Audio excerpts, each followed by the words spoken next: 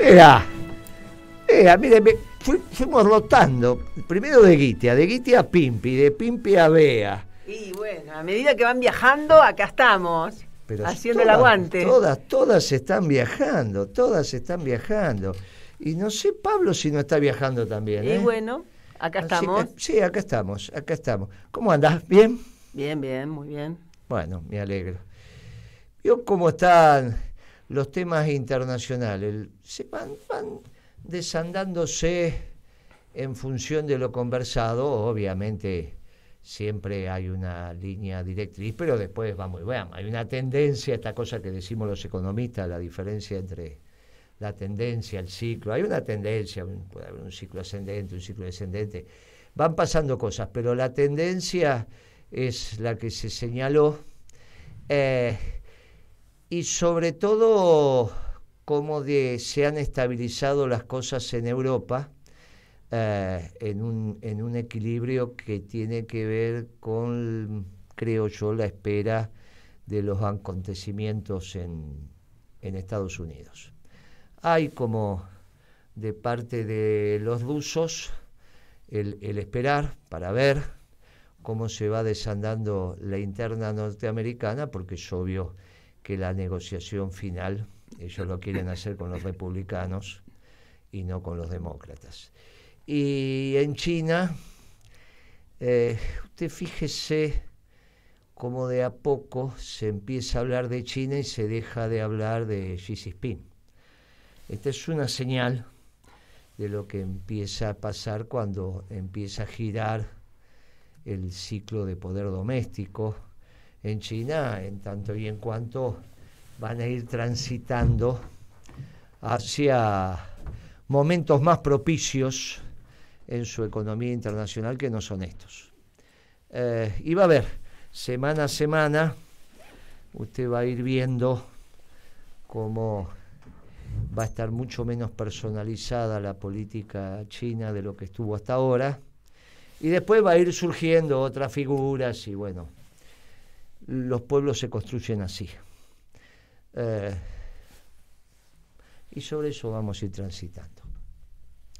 No avisoro que vaya a haber ningún tipo de combate, puede haber alguna situación muy particular, pero no va a haber ninguna confrontación como si la hubo para complicaciones del pueblo ucraniano, que sigue sin comprender su destino y sigue recibiendo teóricas voces de aliento que lo llevan a confrontaciones con los rusos en vez de llegar a un acuerdo dado el contexto internacional. Pero bueno, es un tema de la clase dirigente ucraniana y que va a haber que estudiar con detenimiento cuando esto se pueda escribir, y sobre todo para aquellos cuadros de los nuestros que se dediquen a entender el hecho internacional. Va a ser un leading case Ucrania, de qué es lo que pasó con esa clase dirigente, el no entender lo que pasaba, y como eso, bueno, pagan el pato, obviamente, su país y su pueblo, sí. Y hay que estudiarlo, porque cuando los que toman decisiones no entienden lo que pasa en el mundo, el sufrimiento está muy claro. Y en la Argentina hay que entender lo que está pasando en el mundo, porque bueno, lo venimos diciendo, está en juego la Antártida, está en juego la Patagonia, no solo está en juego las Malvinas, está en juego la Antártida y está en juego la Patagonia. Un mal alineamiento, una mala comprensión de lo que pasa, un buen alineamiento de los chilenos, por ejemplo, haría que la discusión sobre la Patagonia fuera mucho más compleja, y ni hablemos en la Antártida, porque ahí se resuelve arriba de una mesa. En la Patagonia, bueno, pero la Antártida es simplemente una discusión de oficina. Por lo tanto, les digo, es muy importante que entendamos lo que está pasando. El caso de Yugoslavia, el caso de Ucrania, son casos contundentes en las últimas décadas. Un país que era ejemplo desapareció como país, estará Serbia, desapareció como país, y el caso de Ucrania que también la Ucrania que conocimos desapareció. ¿Por cuánto tiempo? Y no lo sé, pero desapareció. Ahora van a aparecer 2 Ucranias. Y eso es producto de no haber entendido. No pasó lo mismo con Bielorrusia, y es un país también muy relevante, muy importante. No pasó con Bielorrusia, pasó con Ucrania. Bueno, esto tiene que ver con que la política no entendió de Ucrania cuál era la realidad donde tendía el mundo. Y cuando se lee mal, después las consecuencias se pagan. Así que eso nos tiene que servir de ejemplo para un debate muy interesante. Y le digo, mire, algo que empezamos a hablar la semana pasada. Los brasileros están cambiando también su visión, porque a ellos les toca, a nosotros nos toca padecer a los ingleses en Malvinas, o a los británicos, o al Commonwealth en Malvinas, o parte del Commonwealth. Y a los brasileños les toca padecer a los franceses en la Amazonia. Los franceses tienen, porque claro, esos pueblos también buscan en el nuevo orden internacional a dónde ir. Los británicos lo dijeron con precisión, vamos a la Antártida. Entran por Australia, entran por Nueva Zelanda, tienen su acuerdo de defensa mutua con los chilenos, y bueno, el pato de la boda está claro quiénes somos. Y los franceses se les ocurrió que tienen que opinar sobre la Amazonia, con toda esa historia de que están deforestando y esto y aquello. Sacan a Crispins, digamos que hace parte del aparato exterior francés, que si no, que si tiró los árboles, que si esto, que si aquello, y de paso se meten.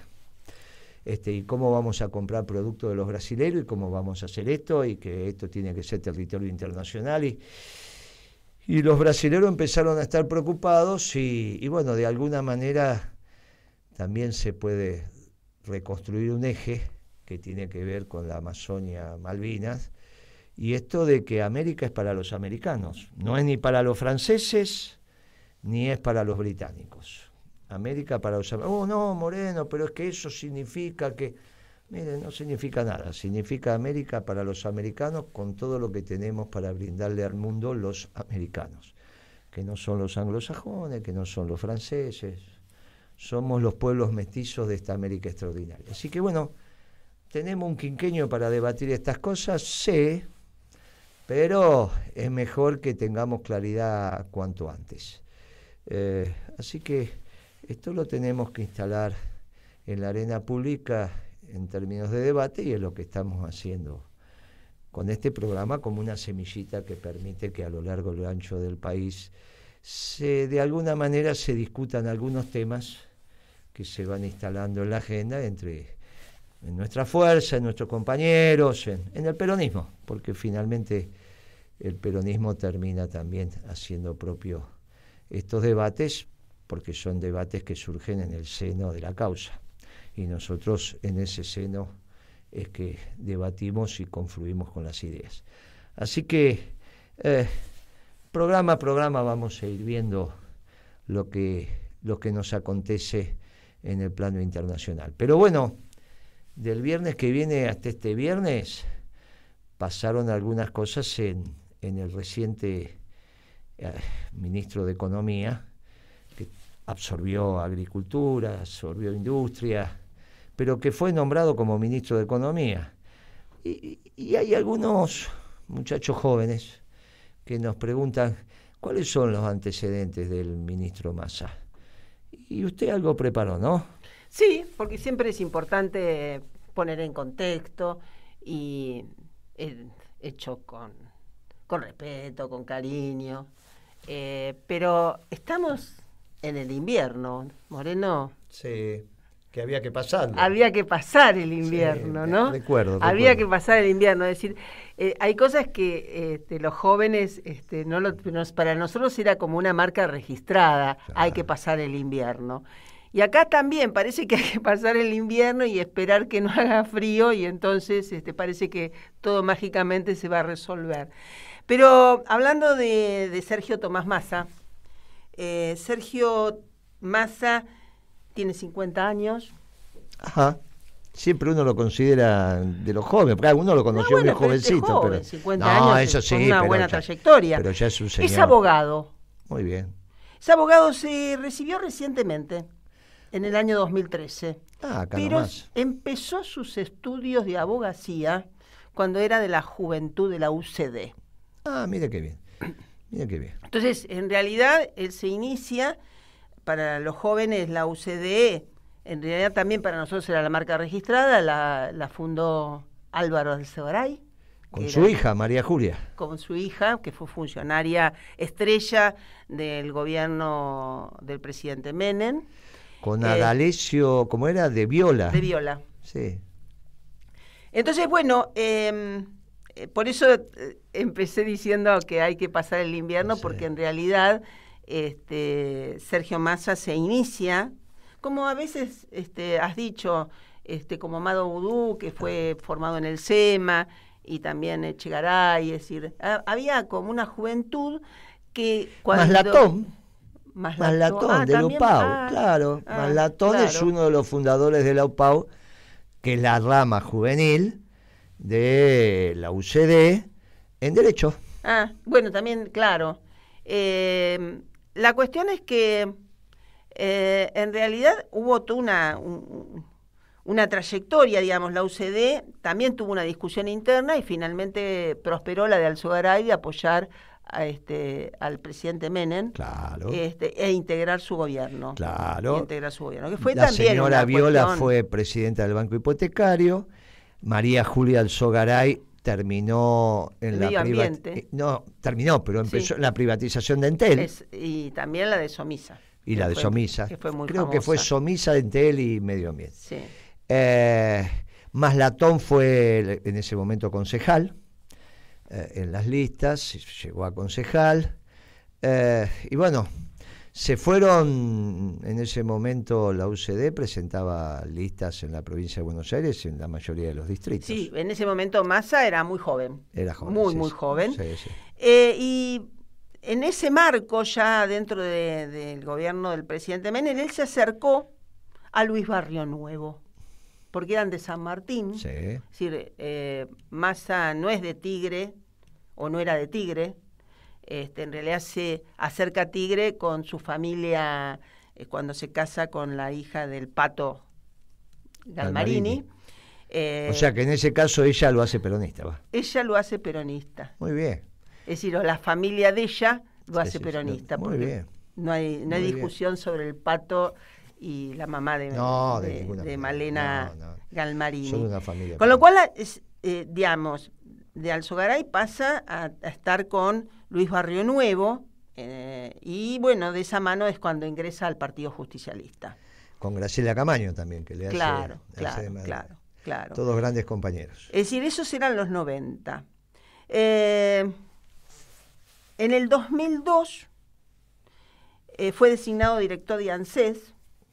En realidad, para mí ya había un grupo. Traté de rescatar si ya estaba dentro del ANSES, dentro de ese equipo que había integrado Martín Lustó.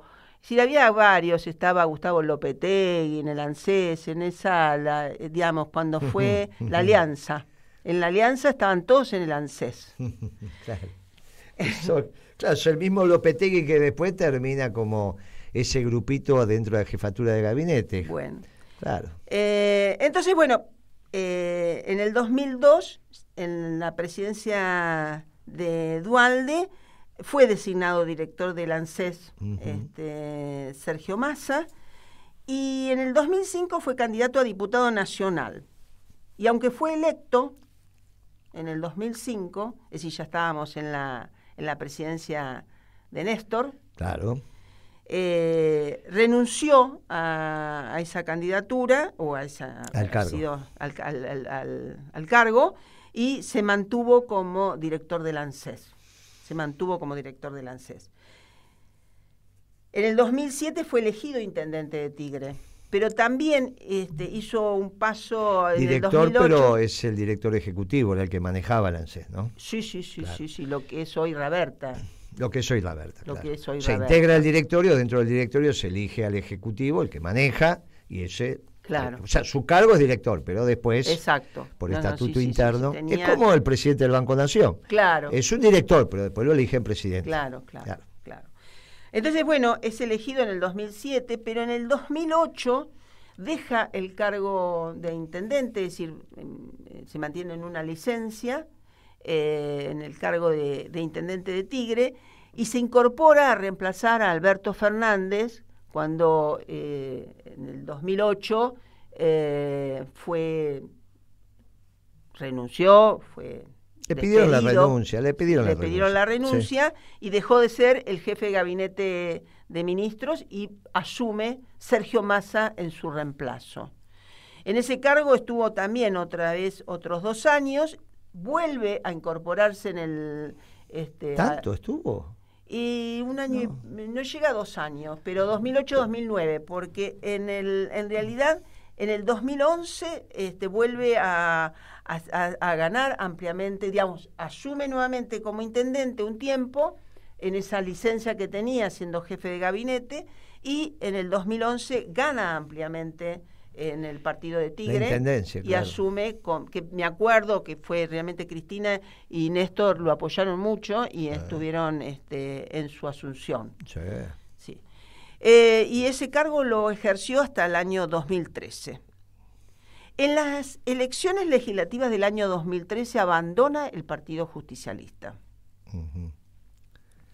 y crea el Frente Renovador. 2013. Es elegido diputado y ejerce en el periodo como diputado entre el 2013 y hasta el 2017. No obstante ello, en el 2015 se presenta por el Frente Renovador como candidato a presidente. Y saca un tercer puesto importante. Sí, claro que sí. El 21,39% sacó de los votos. Es decir, tenemos claro que, bueno, Scioli era el candidato a presidente y estuvieron en veredas opuestas. Cuando todos sabemos, bueno, que después de esa elección que pierde Scioli por un mínimo porcentaje, todos sabemos que el resultado fue que Macri fue presidente.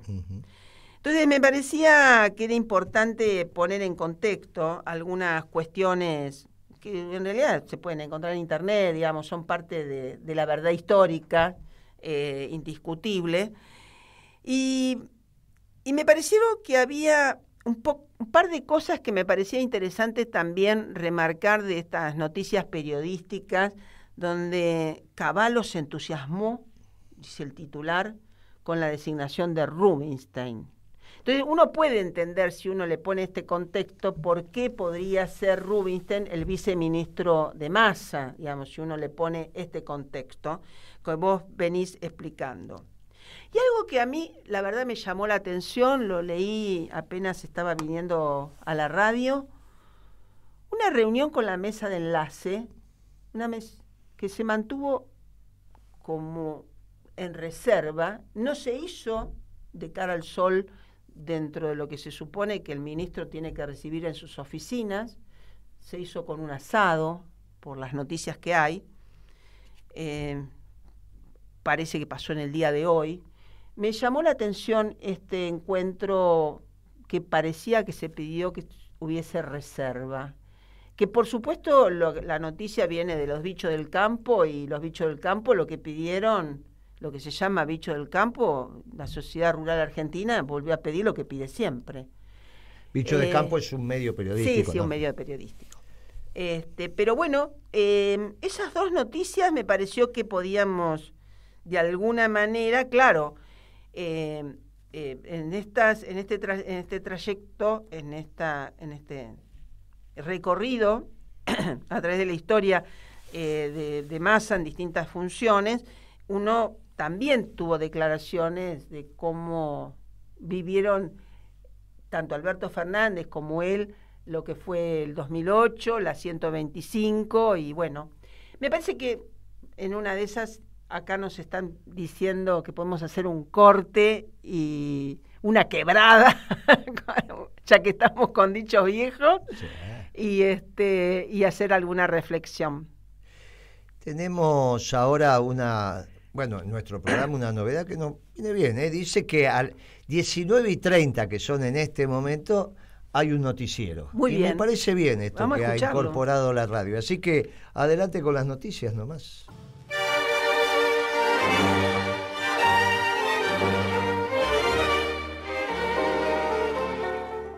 En la hora del asalto, sírvase que son pasteles, y así queman los laureles que supimos conseguir. ¿Qué te pareció el tangazo? Me Con- pareció con el acorde mundo. a lo que venimos haciendo, un ejercicio de memoria. Claro, un ejemplo de música urbana bien Sí, porteña, sí. bien argentina. Bueno, muy bien. ¿Sabe que me quedé reflexionando sobre lo que usted dijo en la mesa de enlace y finalmente las noticias de Telam que confirmaban lo que usted decía y las características que había tenido el encuentro? Y de la semana pasada para esta semana, las situaciones empezaron a tener algún vuelco. Empezaron a clarificarse porque nosotros, después de escucharlo a Massa en su discurso inaugural, dijimos que había un sesgo claramente ortodoxo de las medidas. Eso lo dijimos a la 1:30, Claro, más o sí, menos. sí. Pero 2 horas después, media hora del audio que circuló de parte nuestra, 1 hora, salió un audio de una ex ministra de Economía de nuestro esquema, diciendo, no, hay un tufillo heterodoxo en el programa de Massa, por esto. Claro, de alguna manera tenían que construir algo que dijera, bueno, no es un ajuste ortodoxo de ninguna manera. Mire, tiene esto, tiene aquello, vienen por acá, van para allá. Y yo lo escuché también con cierto tufillo de querer explicar lo inexplicable, no sé hoy, pero cuando lo escuché a Amado, también. Amado, no hay que ver, no había nada para ver, estaba clarísimo en el discurso. Pero bueno, esto fue girando, te diste cuenta que, como bien dijiste vos, Bea, es un abogado reciente, que no ha ejercido la profesión, porque fue intendente, porque fue aquello, que fue allá, no es que estuvo en los debates, no fue fiscal, no fue abogado defensor, no ejerció la profesión. Administró correctamente el Tigre, pero eso, o el PAN, o el ANSES, pero eso no te da la capacidad de mantener un diálogo con el Fondo Monetario, donde se supone que hay un código mínimo de conversación, que cuando estás hablando, ¿qué vas a hablar con el Fondo Monetario? Hablas de macroeconomía, hablas de la política fiscal, la política monetaria, la política de ingresos, que son los 3 pilares para conformar un plan económico. Y hay algunas causalidades en la economía usualmente aceptadas, otras son discutidas, pero algunas, y bueno, vos tenés que tener ese código. Con el Banco Mundial te pasa lo mismo, con el BID te pasa lo mismo. Entonces, se empezó a ver que había una orfandad en términos de discurso económico. Y ahí apareció la figura del viceministro, rutilante, importante, porque era el que iba a tener la macroeconomía en la cabeza, el modelo macroeconómico. Y el viernes pasado dijimos, bueno, ese es Rubinstein. Dicen que lo van a poner el martes, que en realidad, que está de viaje, que blum. Bueno, hoy es viernes. Y todos los que dijeron, incluido Cavallo, qué bien que va a venir Rubinstein, ahora no dicen nada en el sentido de decir, bueno, falta, ese raviol está vacío. ¿Quién es el que tiene el modelo en la cabeza? Siempre hay un modelo en la cabeza. Con Kirchner también. Con Cristina también. Lo hubo hasta el 2013 y después también con Kicillof. Por eso nosotros hacemos hincapié en la década ganada. Mire, hay un esquema económico en la cabeza que le tiene que dar cierta coherencia a las decisiones. Ese es el rol del ministro de Economía, que en el caso de Massa es complejo, porque es un abogado que es operador, no le podemos pedir que tenga. Y ahí aparecía Rubete. Claro, la política le dijo que no. ¿Quién es la política? Bueno, el resto del Frente de Todos. El Frente Renovador dijo que sí, el resto del Frente de Todos dijo que no, porque el resto del Frente de Todos necesita que sea, pero que no parezca. ¿Se entiende lo que digo? Sí, o sea, claro. Van a hacer un ajuste, no hay duda, porque ya lo explicó Massa, pero que no parezca, como lo dijo Felisa o algunos otros economistas. No, esto tiene un tufillo heterodoxo. No es un ajuste. ¿Pero cómo no es un ajuste? No ves que...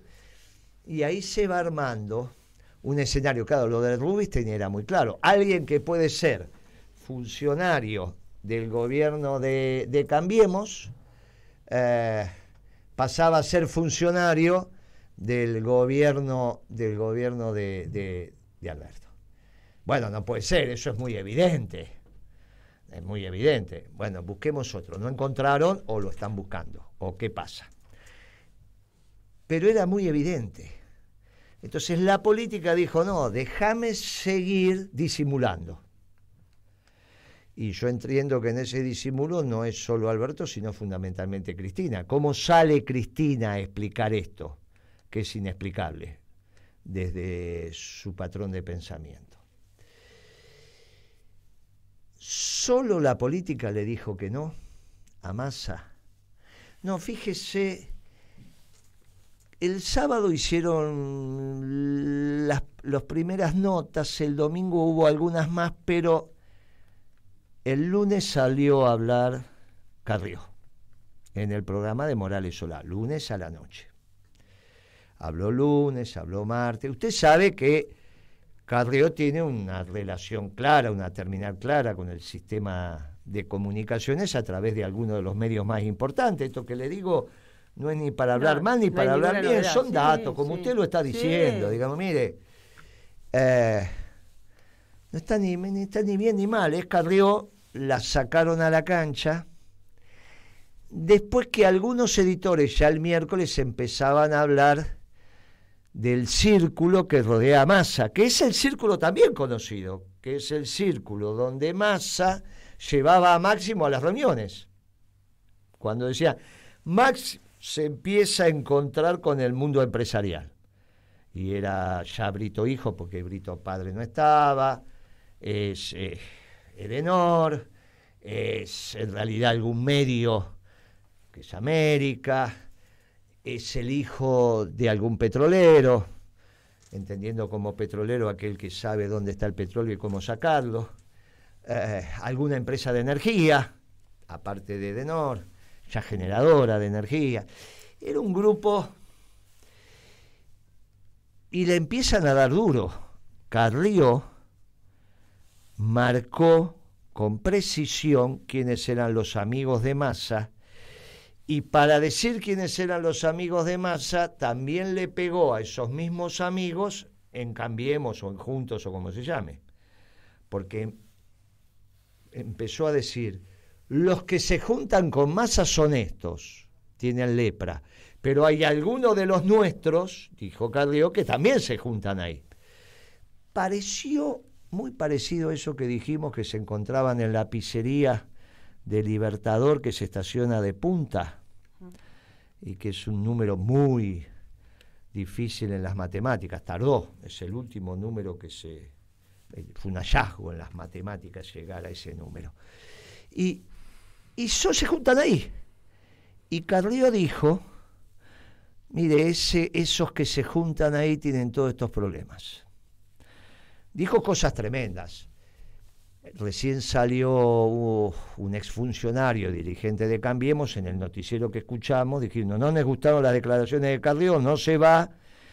Bueno, no la pueden sacar, y si la sacan es un lío bárbaro, porque aparte va a hablar peor. Y Carrió hizo lo de siempre, habló 3 días y después dijo, no hablo más, pero cuidado que prefiero estar muerta antes de... Es muy parecida, mire que hoy yo hablé con De Renzi y le dije, De Renzi, si se nos termina el peronismo nos morimos de tristeza, cosa que yo ya dije alguna vez. Y de Renzi me dijo, se quedó callado, dijo, ¿qué hacemos nosotros sin el peronismo? ¿Qué hacemos nosotros sin la Patagonia? ¿Qué hacemos sin la Antártida? ¿Le vamos a dejar a los que le tenemos que dar las banderas a una Argentina que no va de La Quiaca al Polo Sur? Para nosotros, ¿está bien? Porque nosotros nos educamos con las Malvinas ya con los ingleses, pero nos pasaron la Argentina desde La Quiaca al Polo Sur. El Polo Sur diciendo, bueno, esto está en discusión, no lo van a... Pero nunca dudamos que no se iba a tocar eso. ¿Está bien? Porque ¿qué se justapone con el pedazo que nos toca? Algo de los británicos y algo de los chilenos. Y los chilenos, bueno, es obvio que a ellos les toca otro pedazo, así que ese pedazo es nuestro. Y con los británicos, bueno, los británicos estaban en retirada. No son estos británicos que ahora vuelven. Claro, de Renzi me dijo, sí, la verdad que, o sea, esta historia de pensar que el territorio no es el territorio se nos complica. Y la Carrió dijo, miren que este es nuestro punto de inflexión, lo puso en otro lugar. Pero fue muy contundente, porque cuando ella dice eso es con el respaldo de los que uno dice que tienen que ver con la definición de la política.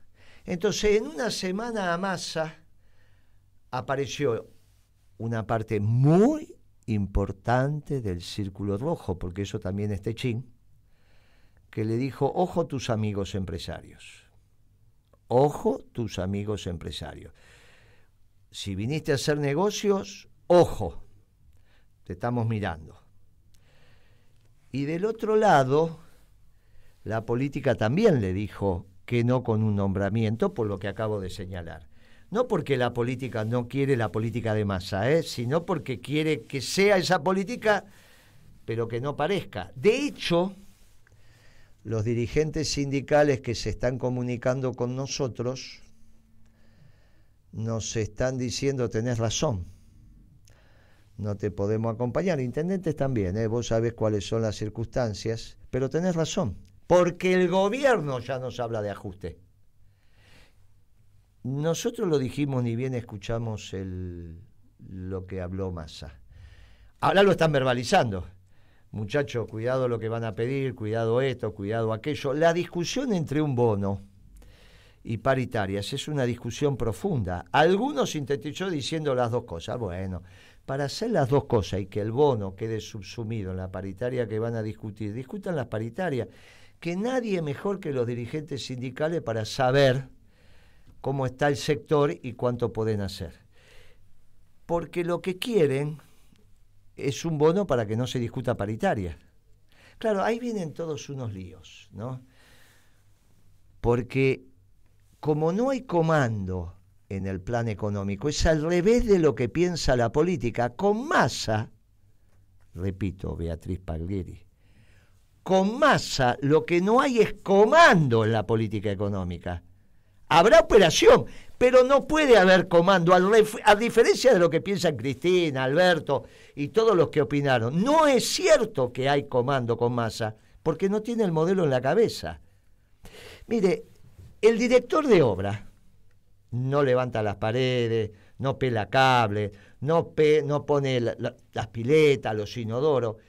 Tiene la obra en la cabeza y la va llevando a los que trabajan. Pero para eso hay un director de obra. El ministro de Economía tiene el plan en la cabeza y los funcionarios que son los secretarios, subsecretarios, le va marcando cómo su pieza entra en el rompecabezas. No lo puede hacer Massa, porque no puede tener el modelo en la cabeza. ¿Qué modelo? Neoliberal. Por eso es muy importante cuando usted dice que arrancó en UPAU. Claro, en economía es lo mismo que sean socialdemócratas o neoliberales, pero él no tiene el modelo neoliberal en la cabeza.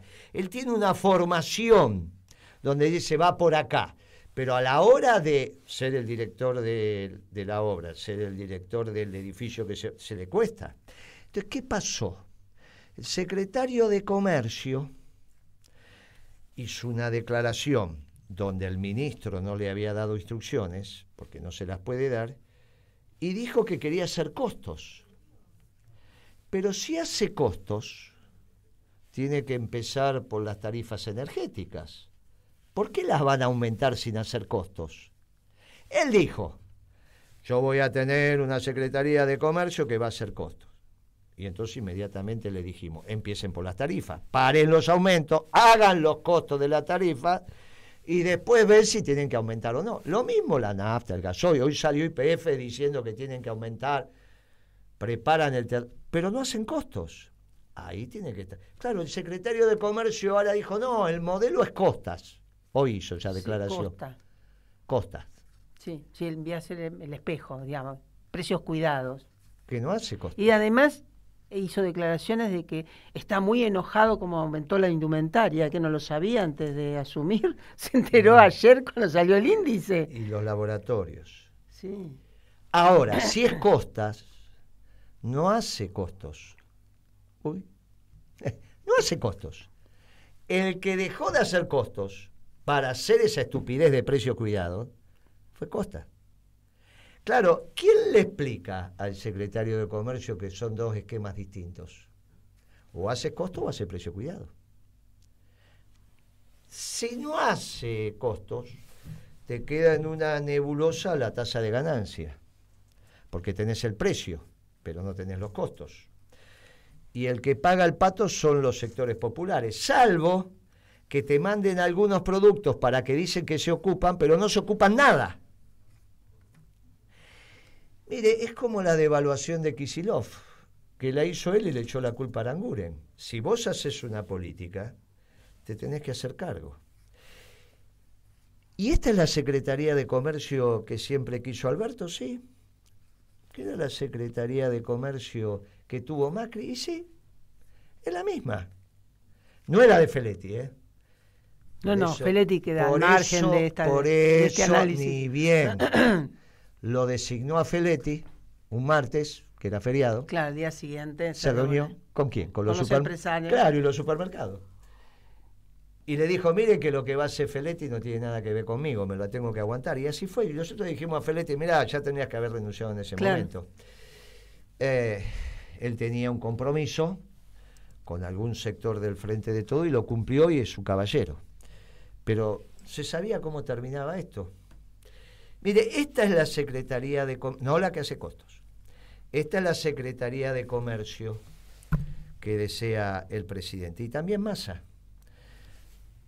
Alberto socialdemócrata, Massa neoliberal por sus orígenes y por cómo piensa, y se encuentran en la misma política económica que la escuela austríaca. Mire, lo venimos diciendo desde hace rato. Ahora llegó el momento, el segundo semestre del Fondo Monetario. Nosotros habíamos dicho que este año había dos grandes periodos. El primer semestre, que todavía iba a tener un proceso de consumo, dijimos hasta abril, en abril después llegamos a junio, la cosa va para acá, y el segundo semestre va a tener dos periodos también, cuando se empieza a desacelerar la inflación rápidamente por la recesión y después vamos a entrar en depresión económica. Fue cuando dijimos, un billete de 20 pesos en el piso, se van a tirar de cabeza todo para agarrarlo. Y eso va a pasar con esta política económica, porque llegó el momento del ajuste, que fue la parte que no quiso bancar Guzmán. Y se fue.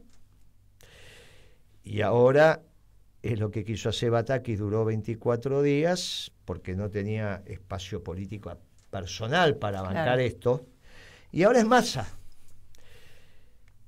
con un tarifazo, sin costos. Sin costos, y lo vienen como también medio, no termina de salir, no termina de definirse. Sin costos contables, estoy diciendo, sin costos políticos, sin costos pero contables. Todavía no lo cerraron todavía. Se demoró. Van yendo, porque esto es un proceso. Claro. Es un proceso. Y por el otro lado, le dijeron que no al que ordena el modelo para que haya comando, que no es Massa porque no lo tiene en la cabeza, y algún medio le dijo, esas amistades que tenés no nos gustan. O sea que de superministro, incluso hay que ver, yo no leí hoy el boletín oficial, pero hasta ayer no estaban las designaciones. No. Porque falta la ley de ministerios, que reordene los ministerios, porque tienen que darle de baja a producción y agricultura.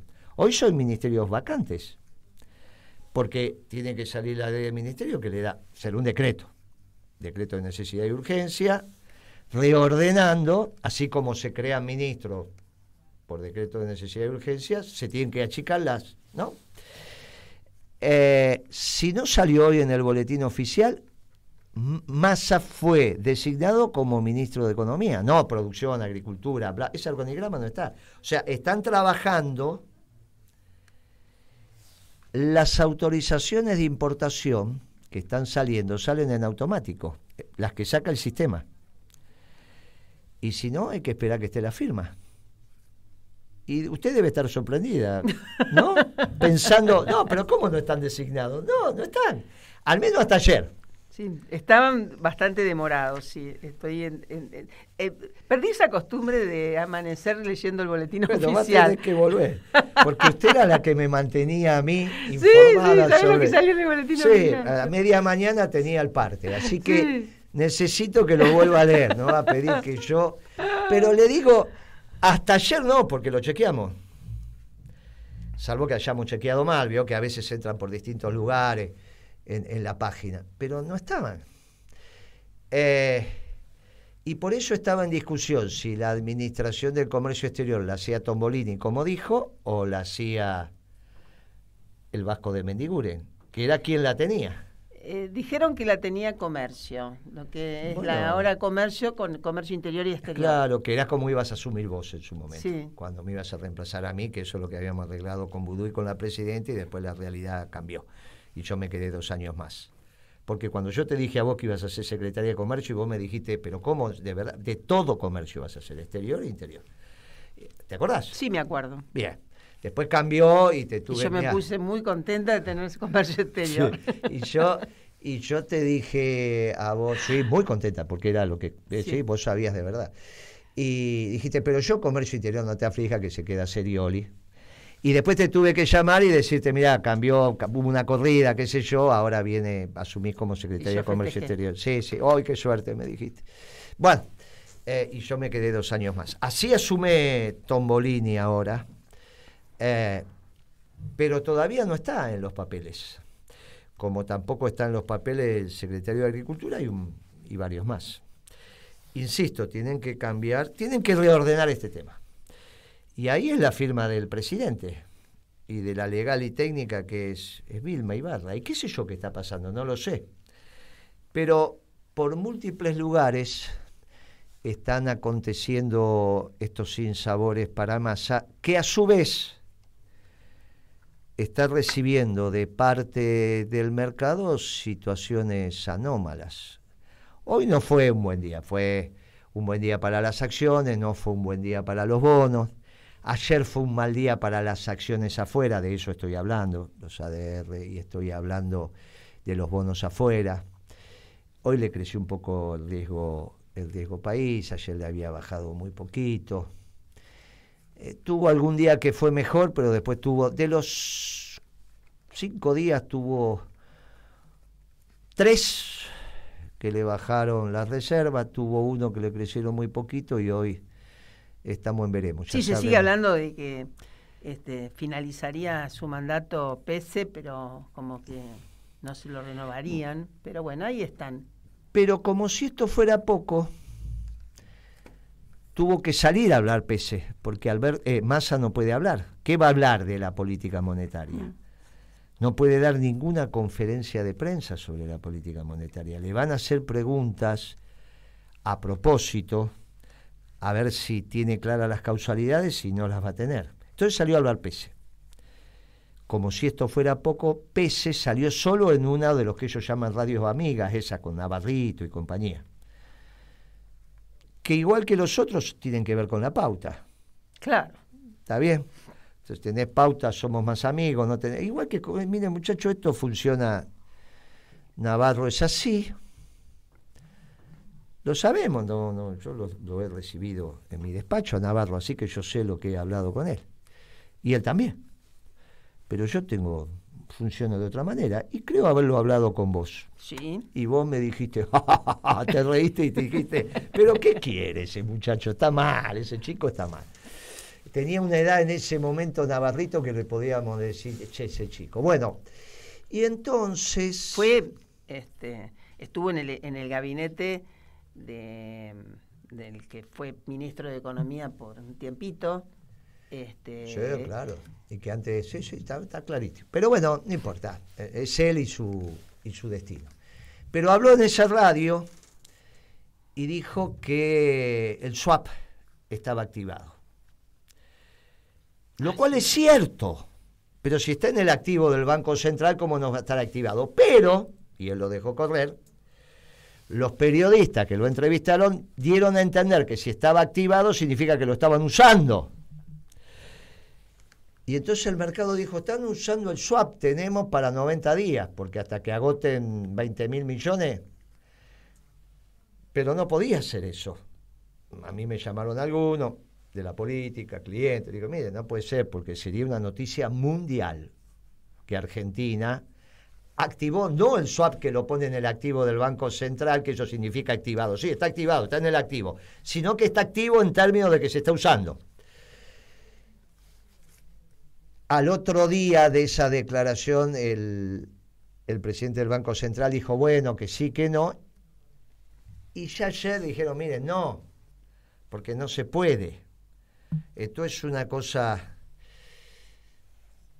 Claro, el presidente del Banco Central tuvo que salir a explicar lo que no puede explicar es cómo están sus reservas netas, las de verdad, cómo está. ¿Qué hizo con el oro? ¿Qué hizo con los encajes? ¿Qué hizo con los DEC que le mandó el Fondo Monetario para autocobrarse? Mire, si usted le saca todo eso, están con reservas negativas. Pero a su vez, y con esto vamos cerrando, usted sabe que cuando un juez califica la quiebra de una empresa, si no la califica en condiciones de mercado, la tiene que mandar a penal económico. Uno de los elementos que califican la quiebra por parte del juez que la lleva, el juez natural, es si el hombre, el directorio, cumplió con esa historia de buen hombre de negocios. Que es una historia, que es un criterio muy no está muy claro. Por eso está la sabiduría o no del juez. Decir, mira, te califico como buen hombre de negocios, no te califico como buen hombre de negocios, vas a penal. Y ahí empieza toda una investigación que es otra cosa. Para los presidentes y el directorio del Banco Central también. No, pero no hay buen hombre de negocio no. Una administración prudente. El presidente del Banco Central está obligado a hacer una administración prudente de las reservas del país, porque deja al país indefenso. Así como el comandante en jefe del ejército, después está el comandante en jefe de la Fuerza Armada, que es el presidente, pero el 4 estrellas tiene que velar porque haya un armamento mínimo, tantos fusiles, tantas balas, tiene que velar, no puede dejar sin nada a la Argentina. El presidente del Banco Central tampoco puede llevar a cero las reservas. ¿Y cuál es el cero del Banco Central? ¿Cero o 2 meses de importaciones como mínimo? 2 meses de importaciones. Como mínimo. O sea, era 3. Era 3 cuando usted me lo enseñó a mí era 3. O sea, hace mucho tiempo atrás eran 3. Ahora supongamos que son 2 por la logística. Ahora 2 como mínimo son 7.000 millones, no, estos 7.000 que se están importando. 2 para una cosa son 3.500 como mínimo por mes, son 7.000. Más el negativo que ya tiene. Mire, pasa a los 10.000 fácil. Eso no es una administración prudente de las reservas. Y usted va a ver cómo la cara se le empieza a complicar al presidente del Banco Central. Yo no sé si él se quiere ir o quieren que lo vayan. Porque empieza a tener problemas penales. Ni le cuento cuando diga... Están hablando de directores también. Pero claro, porque estos son decisiones del directorio. El presidente del Banco Central también es un director. Claro. Por eso se vota, se toman decisiones, después ejerce de presidente. Por eso le digo, mire, hay un problema prudencial en la administración de las reservas argentinas que compete al presidente del Banco Central, también al presidente de la República, y puede ser, porque con esta historia de que todo termina en el presidente, pero no hay duda en el presidente del Banco Central. Mire, la están pasando mal. Vamos a ver cómo evoluciona, pero esto vamos semana a semana. Imagínese el boletín de la semana que viene, ¿no? Vamos a escuchar el boletín de Telam de las 7:30 la semana que viene, y vamos a escuchar el boletín que nosotros oficial también vamos a pasar sobre la economía argentina. Ahora le viene el segundo boletín de Telam, así que ahora usted se despide. Hay que despedirse, ahora se merecen el fin de semana largo. Noelia, que conduce ahí con Fernando Molgaray, y bueno, y agradeciendo también a Radio Urbana, FM City, que están siempre con nosotros. Así que bueno, buen fin de semana. Y saludos largo. A Guitia y a Pimpi. Saludos a Guitia y a Pimpi. La Guitia ya volviendo, así que el viernes que viene la tenemos conduciendo como corresponde. Muy bien. Fuerte abrazo peronista para todos. Nos fuimos.